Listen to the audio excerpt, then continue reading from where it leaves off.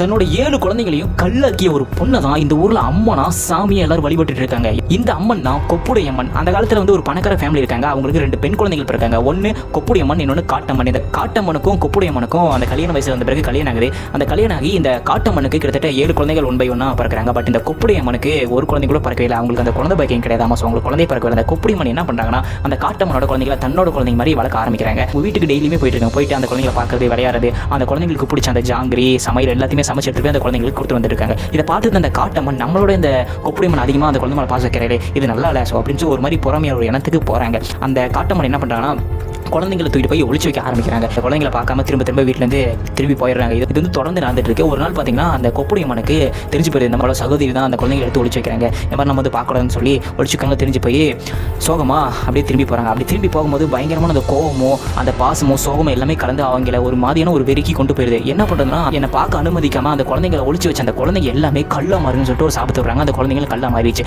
அங்கிருந்து அந்த அம்மன் வெறும் சோகத்தோடையும் கவலைகளையும் அப்படியே கிளம்பி போகிறாங்க. கிளம்பிட்டு ஒரு இடத்துல உட்காந்து அப்படியே தவம் பண்ண ஆரம்பிக்கிறாங்க. இந்த மாதிரி நான் குழந்தைகளை கல்லாக்கிட்டேன், என் மேலே பாச வச்சு இந்த குழந்தைங்களை இப்படி பண்ணிட்டு அப்படின்னு சொல்லிட்டு ஒரு இடத்துல உட்காந்து சாமி நோக்கி தவம் பண்ண ஆரம்பிக்கிறாங்க. அப்படி தவம் பண்ணிட்டு இருக்கும்போது அந்த அம்மன் சிலையா மாறிடுறாங்க. அதுக்கப்புறம் தான் அந்த அம்மனுக்கு அந்த இடத்துல கோயிலை கட்டி மக்கள்லாம் கடவுளாக வணங்க ஆரம்பிச்சாங்க. இப்படி தான் அந்த கொப்புடையம்மன் கடவுளாக மாறுறாங்க.